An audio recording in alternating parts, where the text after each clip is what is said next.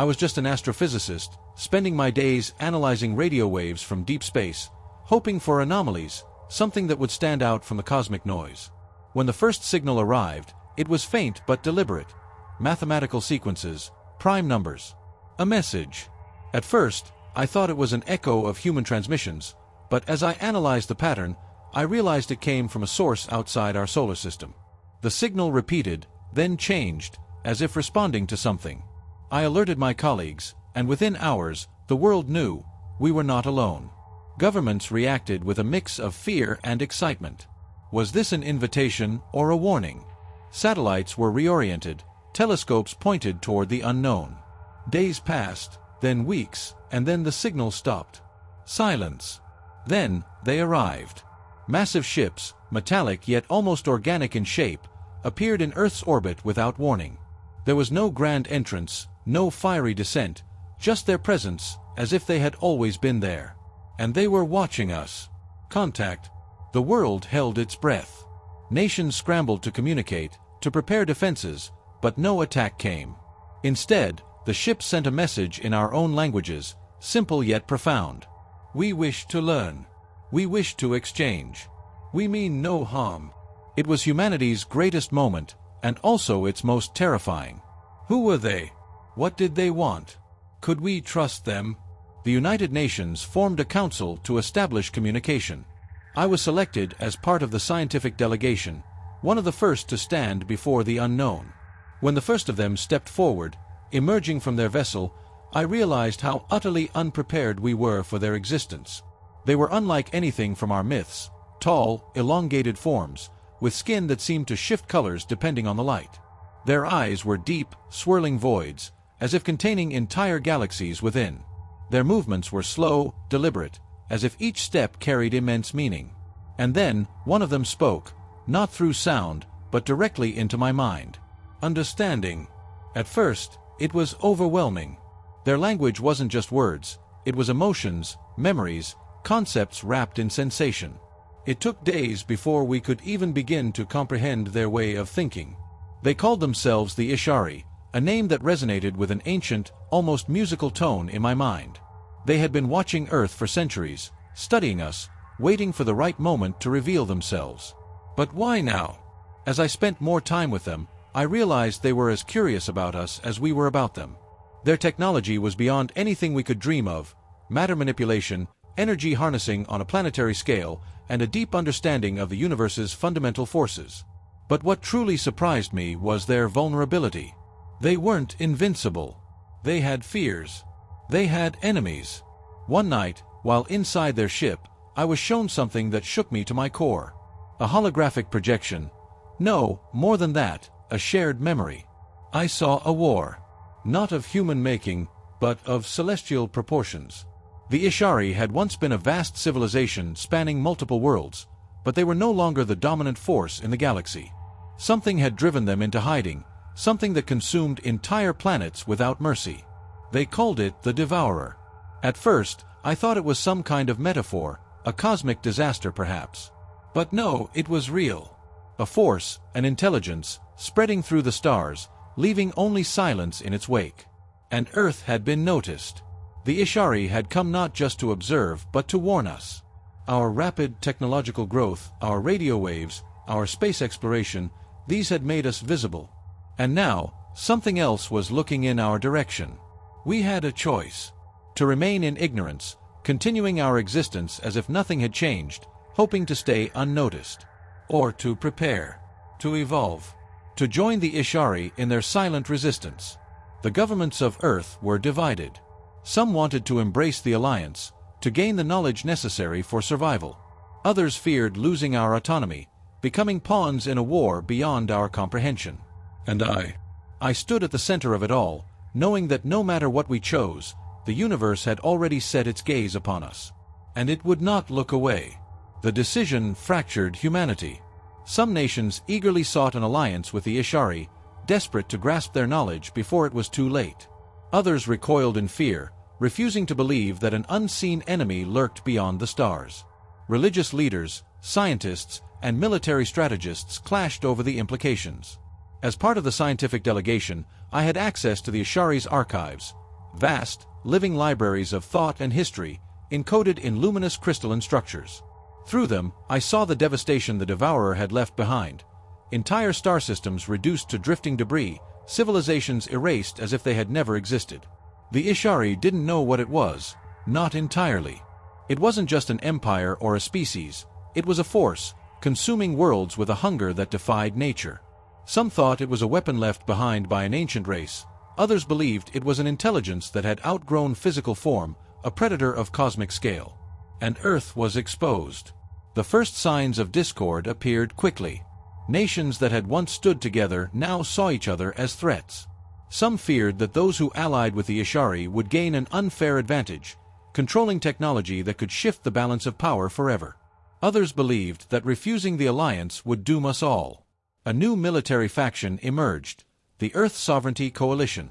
They saw the Ishari not as saviors, but as invaders, foreign entities with their own agendas. Their leader, General Elias Rourke, was charismatic and unyielding. "They claim to warn us," he said in a broadcast that went viral worldwide. "But what if they are the real threat? What if they brought this so-called Devourer upon us?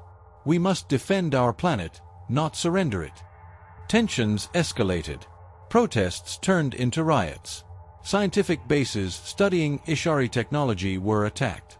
I barely escaped an assault on our research facility, escaping through underground tunnels as explosions tore through the building. Humanity was on the brink of war, not with an alien force, but with itself.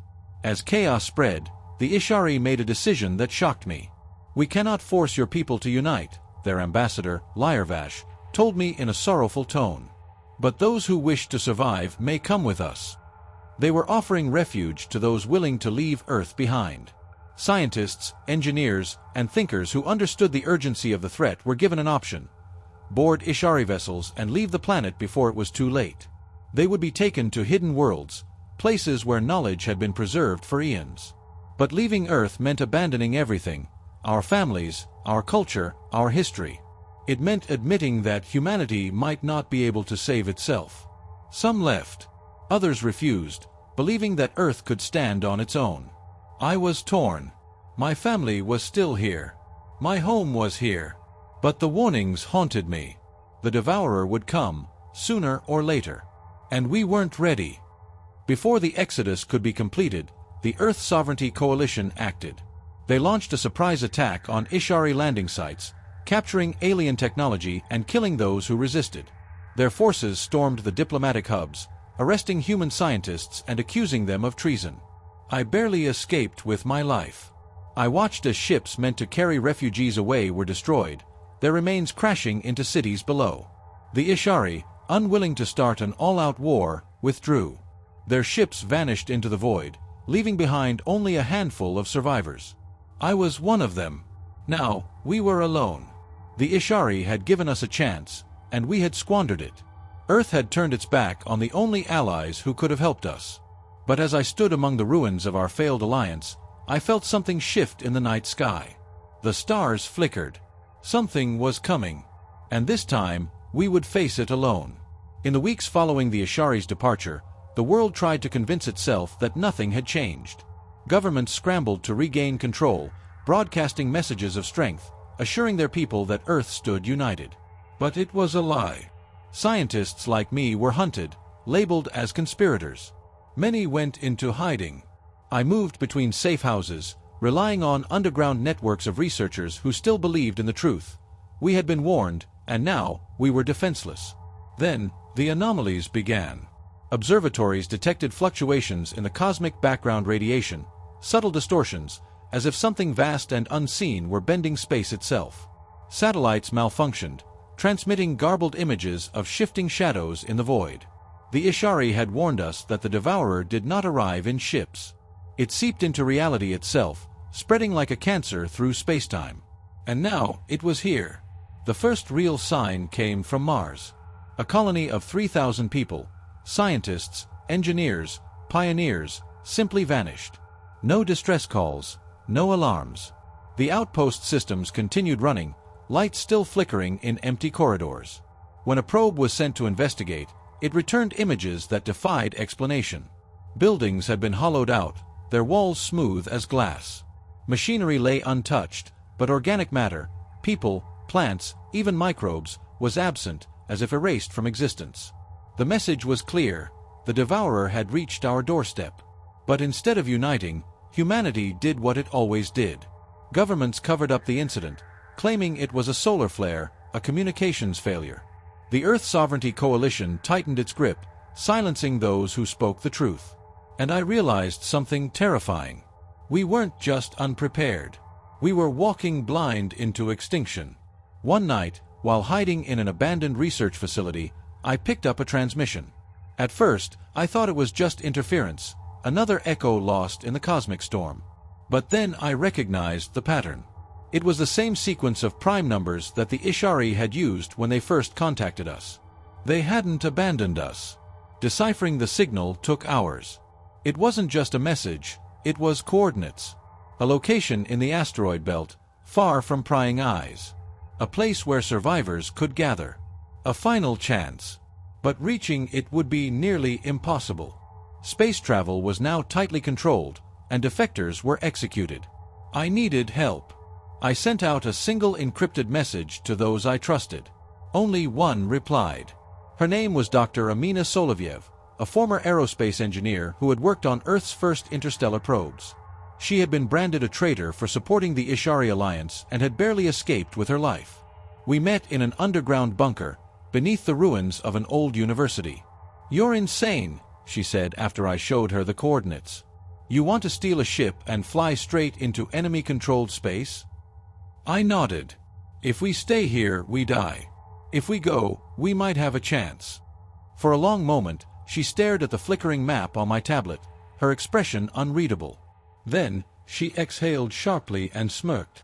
"All right," she said. "Let's steal a ship." Getting to the launch site was the hardest part. Security was tight, and patrols were everywhere. We forged documents, hacked into surveillance networks, and moved under the cover of darkness. Every step was a gamble. On the night of the escape, we reached a military hangar housing a prototype stealth shuttle. Designed for deep space reconnaissance, it was fast, nearly invisible to standard scanners. Perfect. As we powered up the engines, alarms blared. They had found us. Armed guards stormed the hangar. Amina gunned the thrusters, and the ship lurched forward, dodging gunfire as we burst through the atmosphere. Earth shrank behind us. Ahead, the stars stretched endlessly. But as we neared the coordinates, I felt something. A pressure in my mind, a whisper just beyond hearing. And then I saw it. Not just the rendezvous point. Something else.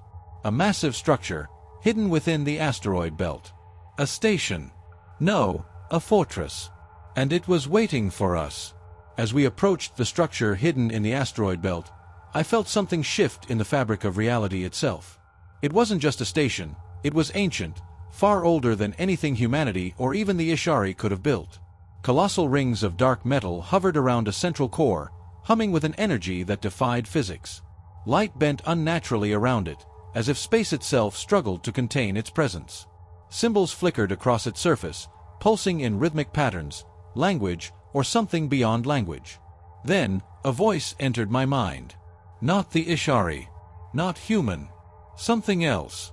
You are not the first to seek refuge here. The whisper sent a chill through me. Amina tensed beside me, gripping the controls. And you will not be the last. The ship's systems flickered. Readings went haywire. Time itself seemed to stretch and compress, and for a brief moment, I saw things. Visions of worlds I did not know, civilizations rising and falling like the tides of a cosmic ocean. Then, silence. A docking bay opened before us. An invitation. A warning. I turned to Amina. We don't have a choice, do we? She swallowed hard, eyes locked on the abyss ahead. No. We don't. As we guided the ship inside, I couldn't shake the feeling that something had been waiting for us. Watching. Not just the Ishari. Not just the Devourer. Something older. Something that had seen the rise and fall of empires before us. And it had plans. For us.